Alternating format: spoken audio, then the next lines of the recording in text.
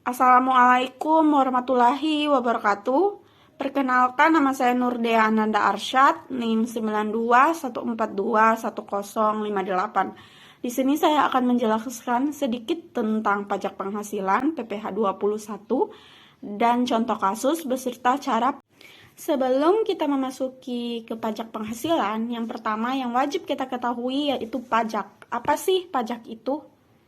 Pajak adalah kontribusi wajib kepada negara yang terutang oleh orang pribadi atau badan yang bersifat memaksa berdasarkan undang-undang dengan tidak mendapatkan imbalan secara langsung dan digunakan untuk keperluan negara bagi sebesar-besarnya kemakmuran rakyat.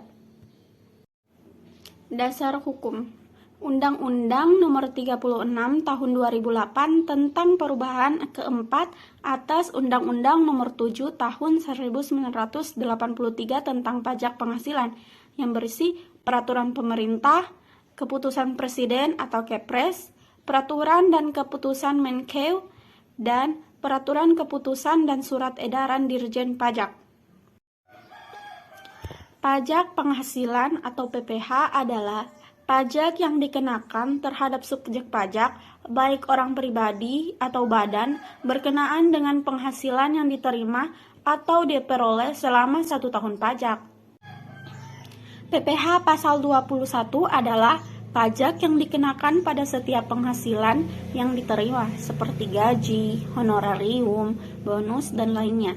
Setelah terjadi pemotongan, wajib pajak akan menerima bukti potong yang nantinya akan digunakan untuk mengisi SPT. Berdasarkan Undang-Undang Nomor 17 Tahun 2000 tentang pajak penghasilan, di mana subjek PPh terdiri dari 3 macam, yaitu orang pribadi, perusahaan, dan warisan.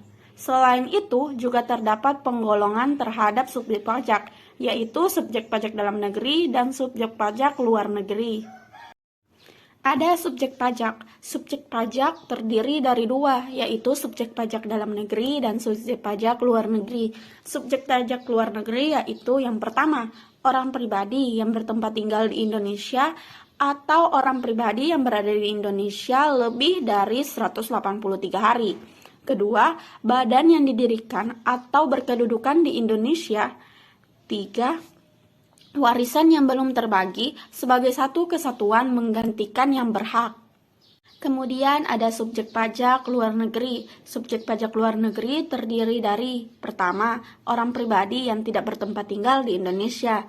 Kedua, orang pribadi yang berada di Indonesia tidak lebih dari 183 hari.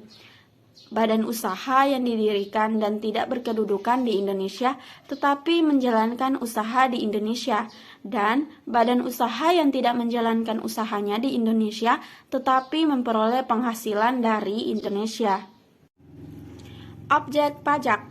Objek PPh merupakan setiap penghasilan yang diterima atau diperoleh wajib pajak.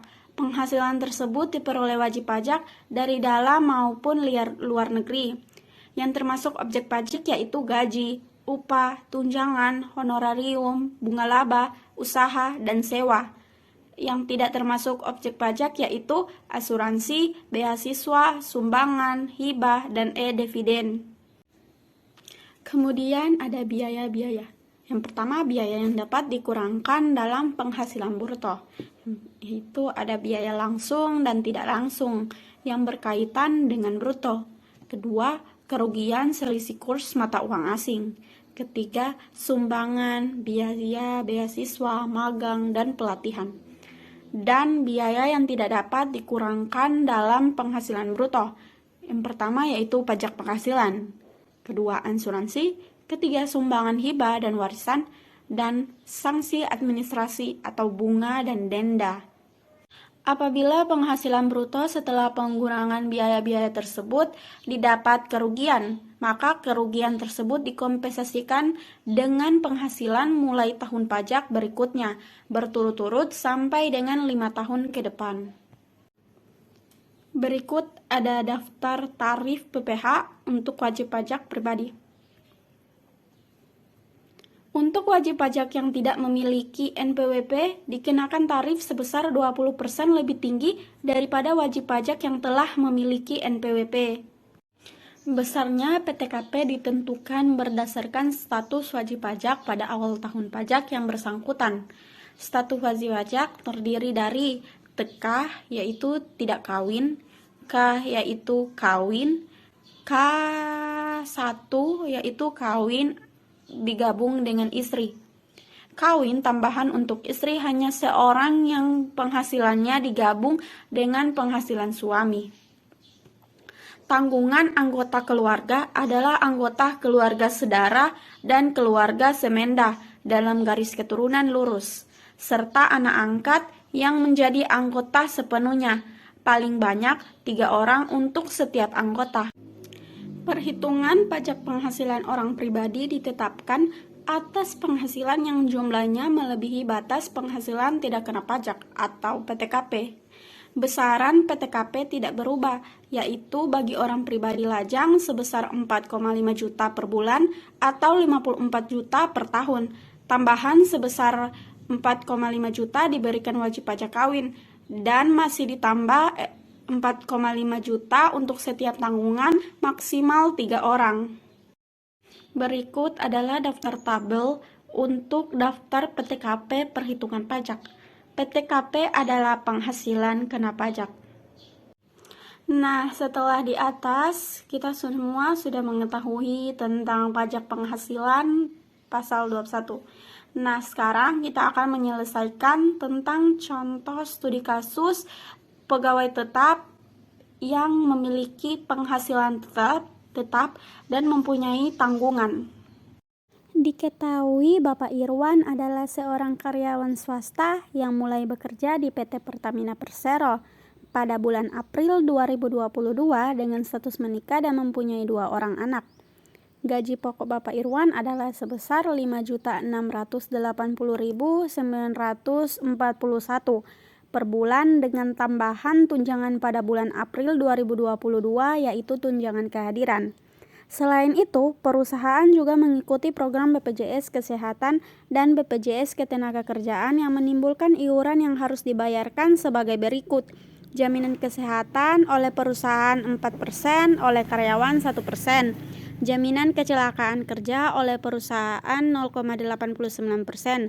Jaminan hari tua oleh perusahaan 3,7%, oleh karyawan 2%. Jaminan kematian oleh perusahaan 0,3%. Jaminan pensiun oleh perusahaan 2% dan karyawan 1%. Berdasarkan data tersebut, hitunglah berapakah pajak yang harus dibayarkan oleh Bapak Irwan tiap bulan, bagaimana proses pembayaran PPh 21 pada bulan April 2022, bagaimana proses pelaporan PPh 21 pada bulan April 2022, dan bagaimana perlakuan akuntansinya.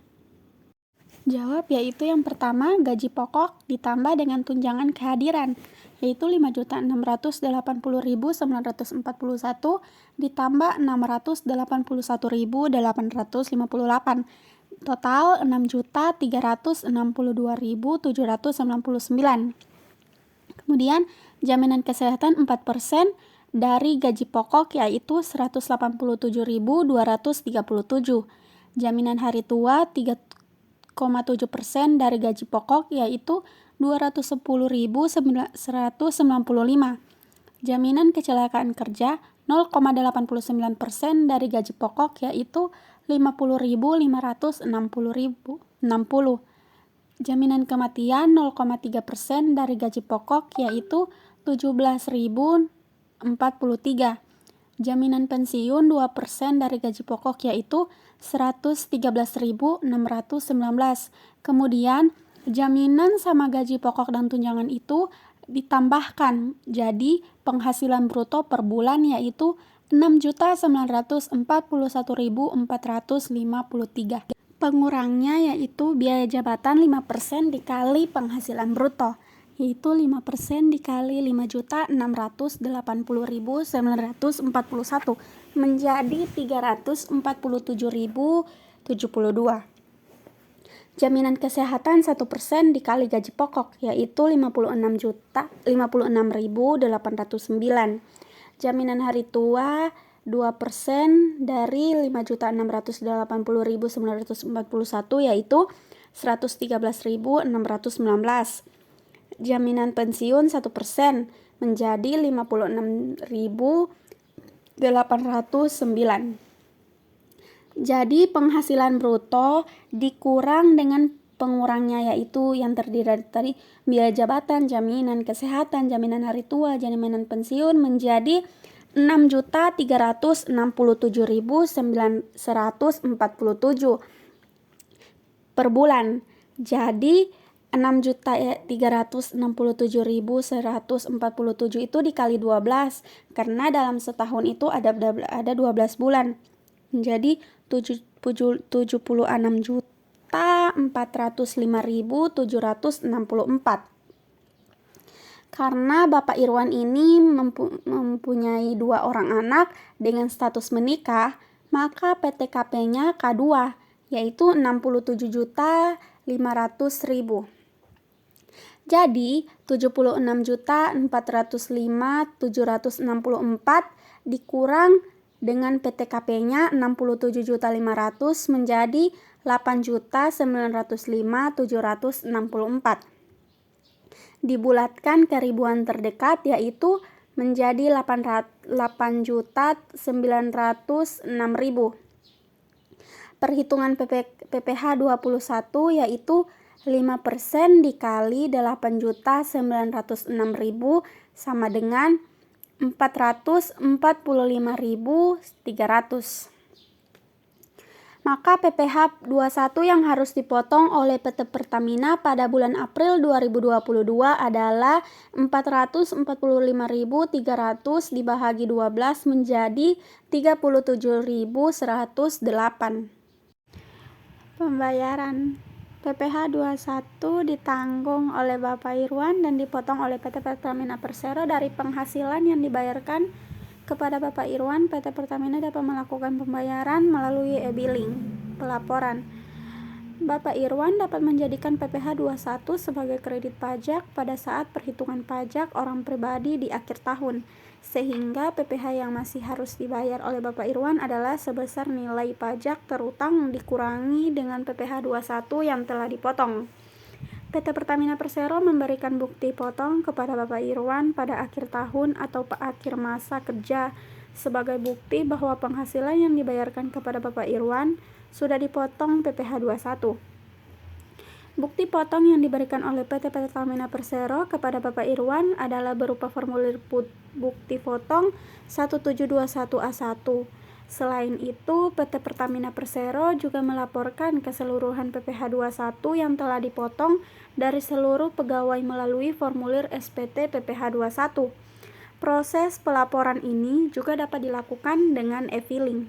Terakhir, perlakuan akuntansi pencatatan di PT Pertamina Persero saat pembayaran gaji, beban gaji dan tunjangan pada hutang PPh 21 dan kas.